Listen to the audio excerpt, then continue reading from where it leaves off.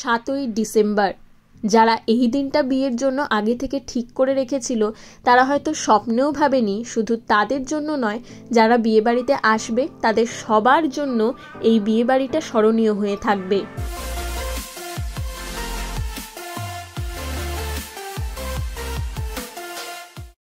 ট্রেনে উঠে 4 নম্বর সিটটা পেলাম এবং যথারীতি যেই সিটে এক পা বাইরে এবং এক পা ভেতরে করে বসতে হয় খুবই অস্বস্তিজনকভাবে। তবে সৌভাগ্যবশত ব্যারাকপুর আসতে আসতে 4 নম্বর সিট থেকে 3 নম্বর থেকে 2 নম্বর থেকে জানলার ধারের সিটও পেয়ে গেছিলাম। যাচ্ছি হাঁসখালি। গেদে লোকাল ধরে বগুলা স্টেশনে নামতে হবে। প্রায় 2 ঘন্টার যাত্রাপথ।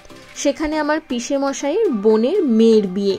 অনেক ছোটবেলায় যখন ক্লাস 5-6-এ পড়ি তখন গরমের ছুটি পড়লেই আমার ঘোরার জায়গা ছিল এই হাঁসখালি। পিসিমণি আর পিসেমশাইয়ের হাত ধরে চলে আসতাম হাঁসখালিতে। 2 দিন 3 দিন থেকে তারপরে বাড়ি যেতাম।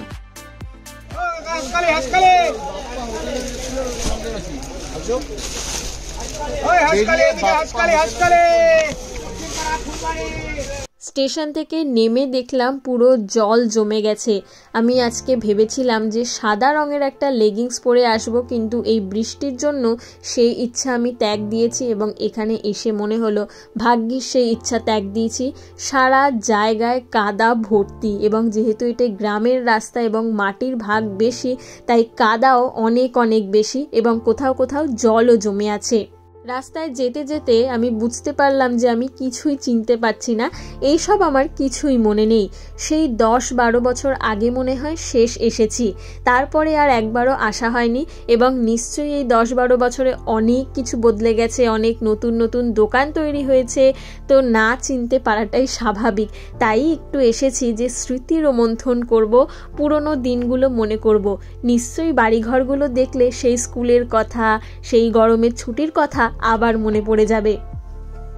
বৃষ্টির তোর দেখে মনেই হচ্ছে না শীতকাল, মনে হচ্ছে ভরা বর্ষাকাল। এরকম একটা ওয়েদার যেখানে লেপ কম্বল মুড়ি দিয়ে একটু বেশিক্ষণ ঘুমানো যেত, সেখানে আমি 8টার সময় উঠেছি এবং 10টার ট্রেন ধরেছি। 12:30টার সময় এখানে পৌঁছেছি।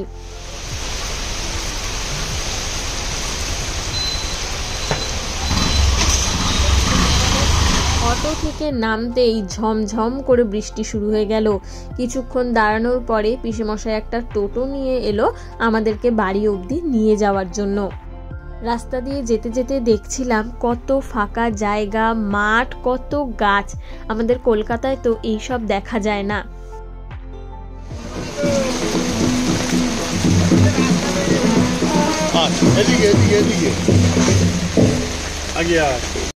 এরপর জল পেরিয়ে বিয়ে বাড়িতে ঢুকলাম। বাড়ির সামনেটা একটু জল হয়ে গেছে। ঢুকতে ঢুকতেই চোখে পড়লো কত বড় মাছ নিয়ে যাওয়া হচ্ছে কাটার জন্য। আজকাল কলকাতার বিয়েতে হয়তো এরকম জ্যান্ত মাছের তত্ত্ব বা এসব দেখা যায় না। মেয়ের আশীর্বাদ পর্ব চলছিল এবং এখানে একটা জিনিস চোখে পড়লো, যিনি আশীর্বাদ করছেন মেয়ে তাকেও মিষ্টি খাইয়ে দিচ্ছে। কলকাতায় আমি এই জিনিসটা দেখিনি।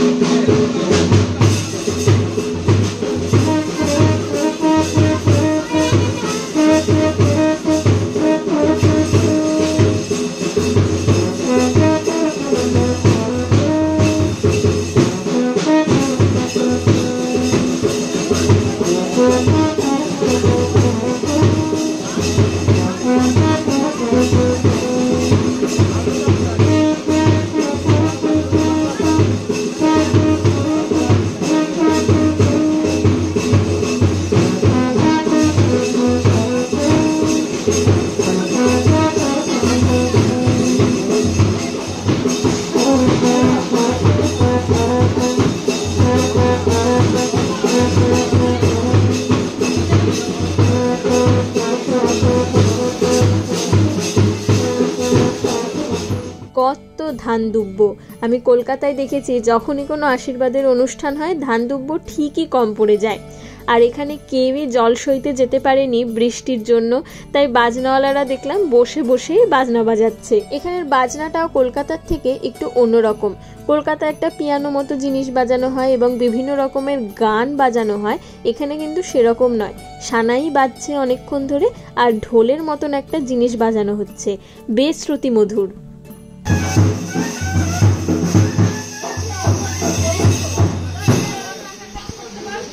গায়ে হলুদ হয়নি, কিন্তু 2টো বেজে গেছে, তাই ব্যাচ বসিয়ে দেওয়া হলো এবং এখানে যাচ্ছে তাই অবস্থা। কাদায় পুরো জায়গাটা একদম মাখামাখি হয়ে রয়েছে, মানে কেউ যে খাবার আনতে গিয়ে এবং সার্ভ করতে গিয়ে কাদায় পড়ে যায়নি এটাই একটা বাঁচোয়া।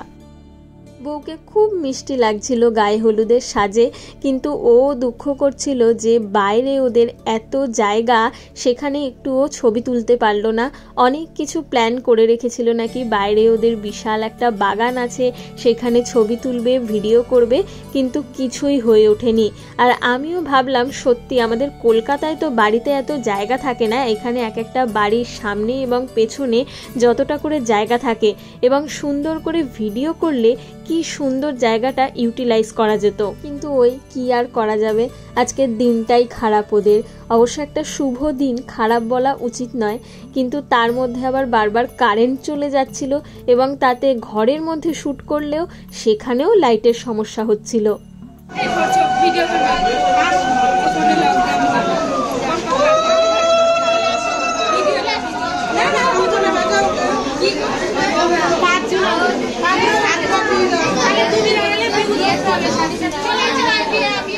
এর মধ্যেই ফটোগ্রাফার কিছু পোজ দিয়ে ছবি ভিডিও তুলে নিচ্ছিল এবং আমিও মাঝে মাঝে একটু বলছিলাম যে এইভাবে পোজ দাও, ওইভাবে পোজ দাও, বেশ মজা লাগছিল আমারও। বৃষ্টি না হলে গ্রামের বাড়িতে সামনে পেছনে যে কত জায়গা থাকতে পারে সেটা এই ভিডিওতে আমি দেখাতে পারতাম, কিন্তু যাই হোক আর কিছু করার নেই। আর এখানে ফটোগ্রাফার সবার হাতে হলুদ মাখিয়ে বেশ সুন্দর ছবি তুলে নিচ্ছে, আমিও এই ছবিটা তুলেছি এবং বেশ ভালোই লাগছিল। সামনে এরকম ভাবে ওর সামনে ঢালবে, কোচে করে পড়ুক, দুয়ারটা একটু জলটা ধরে মুখে হালকা হালকা করে দেবে। ঠিক আছে, ভালো।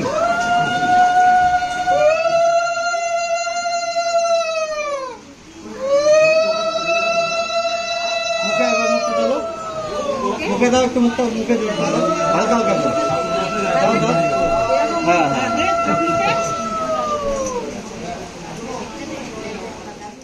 এই টোপর নিয়ে, গাছ কৌটো নিয়ে সুন্দর সুন্দর ফটোশ্যুট হওয়ার মাঝে আমিও কোণের সাথে একটা সেলফি তুলে নিয়েছি। ভাবছিলাম একদম রেডি হয়ে তারপরেই ছবি তুলবো যখন বউ ও বউয়ের বেশে সেজে আসবে, কিন্তু বউই বলল যে চলো আমরা একটা ছবি তুলি, এবং সে আমাকে চেনে, আমি তাকে না চিনলেও সে এসে আলাপ পরিচয় করে নিয়েছে এবং আমারও কথা বলে বেশ ভালো লাগলো। বেরোতে গিয়ে দেখলাম কতটা কষ্ট করে খাবার সার্ভ করছে বাড়ির লোকেরা। এতক্ষণ ছিলাম পিসেমশাইয়ের বোনের বাড়িতে, এটা হলো পিসেমশাইয়ের বাড়ি, এইখানেই আমি ছোটবেলায় আসতাম এবং এই জায়গাটা একই রকম রয়েছে, শুধু এখানে একটা গোয়াল ঘর ছিল, সেটা এখন আর নেই। আর ওই হচ্ছে ধানের গোলা, একদম অন্ধকার, কিছুই দেখা যাচ্ছে না। যদি আবার পরে কখনো আসি, যখন আলো থাকবে, তখন চারপাশটা ভালো করে ঘুরিয়ে দেখানো যাবে। কত গাছ এই একটা জায়গার মধ্যে, এত ভালো লাগছিল দেখে। তৈরি হয়ে বিয়েবাড়ি পৌঁছতে পৌঁছতে 6:30 বেজে গেল এবং তারপরে যা হলো আমার তো একদম মাথায় গরম হয়ে গিয়েছিল। আমরা যখন গেছি খুব স্বাভাবিকভাবেই তখনও বউ রেডি হয়ে বাইরে বেরোয়নি এবং অনেকক্ষণ ঘরের ভেতরেই বসেছিলাম যেখানে বউ রেডি হচ্ছিল, কারণ জানি আমরা এরপর বেরিয়ে যাব। তারপর ফুচকা খেলাম 2টো এবং ফুচকা খাওয়ার পরেই বাবা বলতে থাকলো যে এবার খেতে বসতে হবে। তখন বাজে 7:30, কারণ আমরা 8:15 ট্রেন ধরবো। সবাই বলছিল এই ট্রেনটা পাওয়া যাবে না, তবুও বাবা জোর জবরদস্তি করে আমাদেরকে খেতে বসায় এবং 7:30 খেয়ে আমরা 8টার মধ্যে বেরিয়েও পড়ি। ভেবেছিলাম অন্তত 9টার ট্রেনটা ধরবো, কিন্তু 10টার মধ্যে বাড়ি পৌঁছানোর জন্য বাবা 8:30টার ট্রেনটাই ধরবে বলে ঠিক করে। তারপরে আমরা বেরিয়ে পড়ি। কোনো রকমে খেয়ে আমি আইসক্রিমটাও খেতে পারিনি। আইসক্রিমটা হাতে নিয়ে আমি গাড়িতে বসি এবং যখন গাড়ি থেকে নামতে যাই এই আইসক্রিম পুরো আমার শাড়ি, ব্যাগ সব জায়গায় মেখে যায়, যার জন্য আমার বিশাল মাথা গরম হয়ে যায় এবং আমি ঠিক করি যে এরপর থেকে যদি এরকমভাবে আমাকে বাড়ি আসতে হয় এত তাড়াহুড়ো করে, তাহলে আমি আর কোনো দূরের বিয়ে বাড়িতেই যাব না। এই প্রথমবার সেজে গুজে যতক্ষণ না বিয়ে বাড়িতে ছিলাম তার থেকে বেশি সময় আমি ট্রেনেই কাটাবো। ভিডিও এখানেই শেষ, কারণ বাড়ি চলে যাচ্ছি, তাই আর কিছু দেখানোর নেই। যে 2-4টে ছবি তুলতে পেরেছি সেগুলোই আমি শেষে দিয়ে দিচ্ছি। মাথা ঠান্ডা করার জন্য একটু গল্প করি।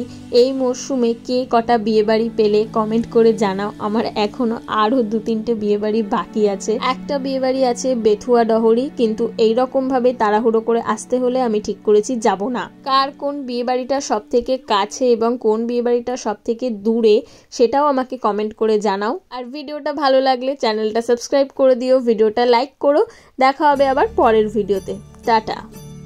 ও বাই দ্য ওয়ে, মেয়েরা নাকি বিয়ে বাড়িতে সোয়েটার পরে না। আমি কিন্তু সোয়েটারের ওপরেই শাড়িটা পরেছি। আমি এমনিই প্রচণ্ড শীত কাতুরে, তার মধ্যে গ্রামের বিয়েতে এই বৃষ্টি এবং ঠান্ডায় আমার অবস্থা এমনিই খারাপ হয়ে গিয়েছিল। তোমরা জানাও কমেন্ট করে আমার এই লুকটা কেমন লাগছে।